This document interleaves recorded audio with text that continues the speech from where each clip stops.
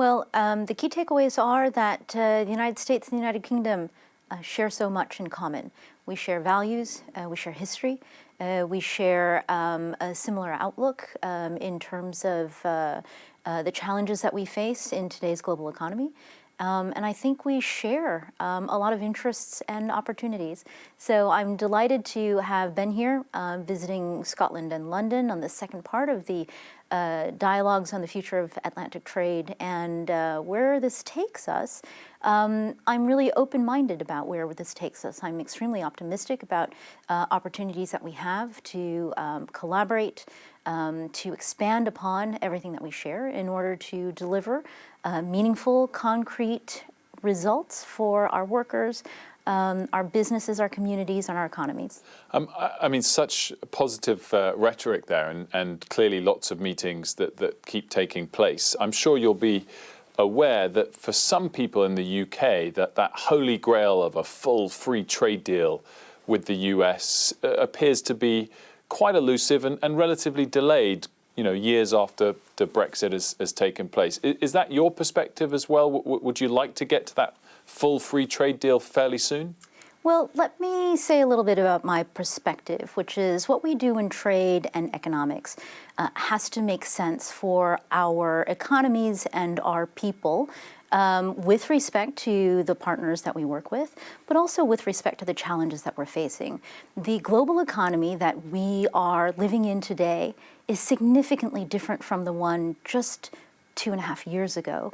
In that time, we've had significant public health crisis, followed by an economic crisis and supply chain disruptions caused by the COVID pandemic.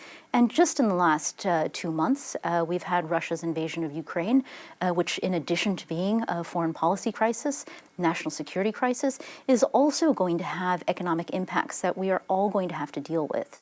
And how important are those extra aspects of factors that you have in common when you come to prioritize who you're negotiating with? Does President Biden tell you to focus purely on the economies that would give the most benefits to in terms of a trade deal, or an economy like the UK, because of security discussions happening in and around the war, does that push us higher up the list? I think we take each partner on its own.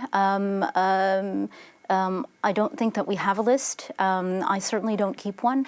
But in terms of our trade relations, we have been working very hard to build on, rebuild aspects of the US-UK partnership and alliance.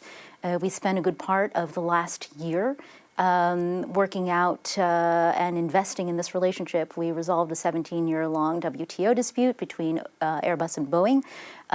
In the last couple months, we have resolved the tensions around steel and aluminum trade.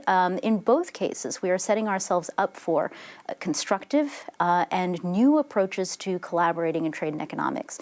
And I think that with respect to this bilateral relationship, there are a lot of challenges that we face together, including challenges from non-market economic systems that affect our competitiveness in the global environment.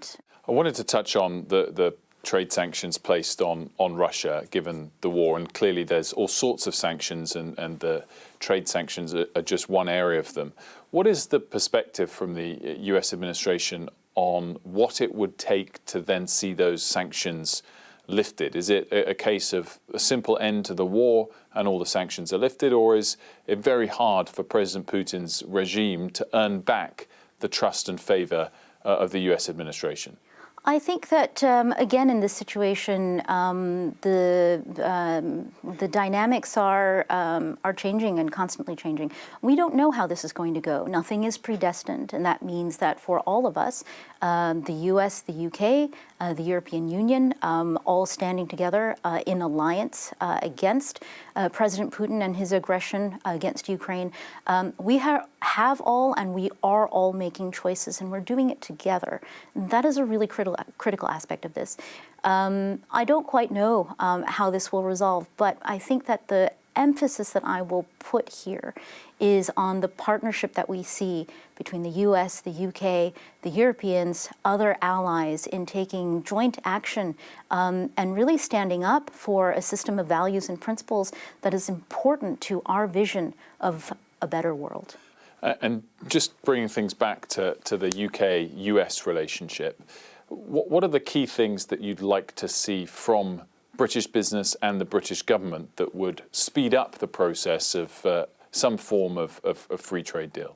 Well, let me put it this way. What I have seen from the British government and the British people is also a shared set of priorities and values around the need for resilience, for sustainability in terms of our economic relations, and ensuring that our economic and trade system is incentivizing behavior that puts the interests of our people and our planet first, because without that, we're all in very deep trouble.